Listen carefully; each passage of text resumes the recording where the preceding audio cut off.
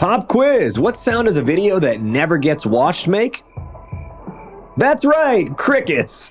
But you're a rock star sales rep, which means you deserve a standing O. That's why today we're sharing insider info on how to get your prospects to watch your video messages featuring real videos submitted by you today on Full Funnel.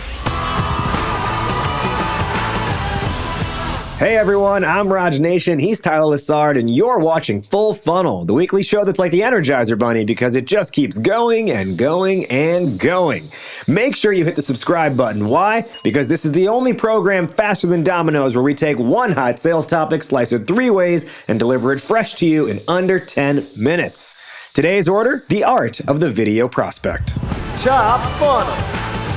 Now, we've spoken at length on this show about how video messages are a fantastic way to prospect, but it's going to fall horribly flat if when you hit send, in your head, you're thinking it's like the J-Lo song Play.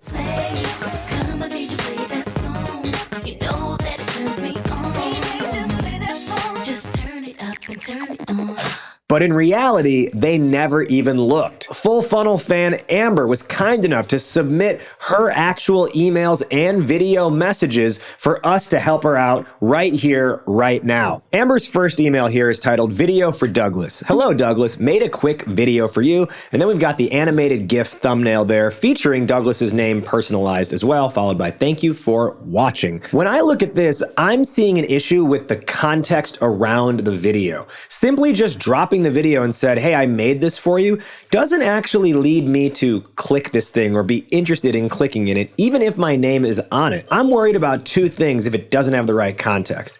Is it going to be worth my time? And is this potentially a malicious link because someone I don't know has just put my name on something of theirs? No, I think you're spot on. And be mindful that the video itself doesn't replace what you would normally use in an email message. It has to complement.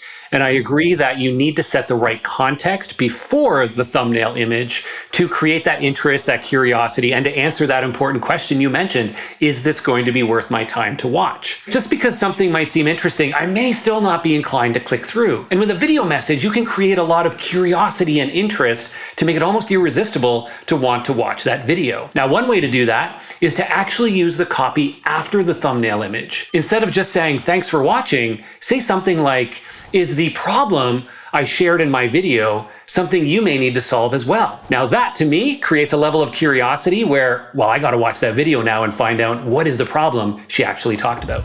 Mid-Funnel.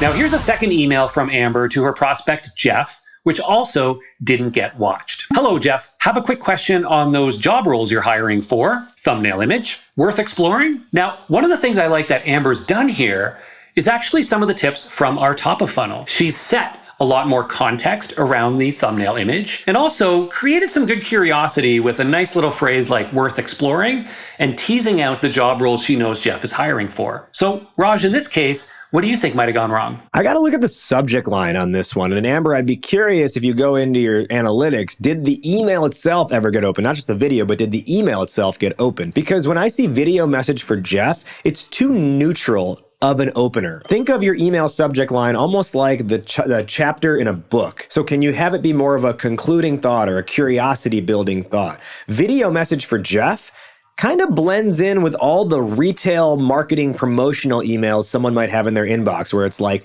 exclusive offers for Jeff or don't miss these discounts, Jeff, video message for Jeff. Can you see how it plays into that same type of thought pattern or sequence? So maybe be a little bit more conclusive or curiosity building with this subject line. Perhaps pull the first line of the body in the email and bring it into the subject where you'd say something like, Jeff, saw you're hiring, quick question. And the other piece I would think about is that thumbnail image. Now, in this case, because you did the research and you saw one of Jeff's job openings, I would actually lean into that and think about doing a screen share recording with your camera on as well, but have the actual job posting up on the screen behind you. And when that comes through as a thumbnail image, Jeff is now going to know without a shadow of a doubt that you've done the research on him and his business because he sees his own job posting right there.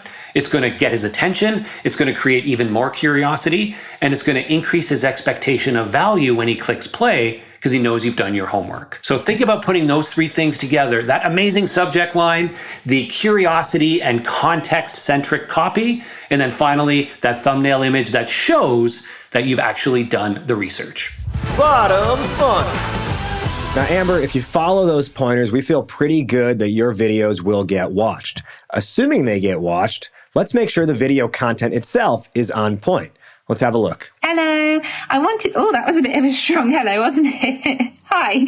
I wanted to reach out as I've been reading the job descriptions on your website that you're currently hiring for. And usually when a company is looking to grow their IT development teams, it's a real sign that there is a focus on meeting an increase in demand or a need to accelerate projects and roadmaps. Now, a challenge a lot of companies are facing at the moment is the serious lack of quality. Sorry, Teams notification there. It can't be helped. There is a serious lack of quality talent in the UK. I was intrigued if these challenges are currently cropping up in your mind at the moment, or if it's something you're finding yourself faced with. It would be great to chat with you about this situation. Don't worry, I'm not a recruiter. But yeah, we'll leave it there. Thank you. I love the authenticity coming through in your video. You're charming. Like, I can feel your energy and your personality. You don't sound robotic whatsoever. You're really bringing that human to human connection that we always talk about on Full Funnel. Now, where I think this can be improved is in two specific places. Number one, if you're going to talk about those open roles that Jeff is hiring for, similar to what Tyler mentioned in mid-funnel, can you pull up the page of Jeff's open job positions behind you in a screen share? That ability to create that personal connection in that way is going to make someone lean in and want to watch and keep watching because you're clearly talking about them. But I noticed something else. I noticed you actually didn't say Jeff's name in the introduction. Perhaps that was by mistake, or perhaps you're using this in a more scalable fashion to send out to multiple Jeffs, if you will. Personalization is the absolute best way to go. But if you are going to try and make this a more scalable video where you can record once and send out to many people, why not pull up like a hiring trend line in your screen share? And that's what you're speaking to.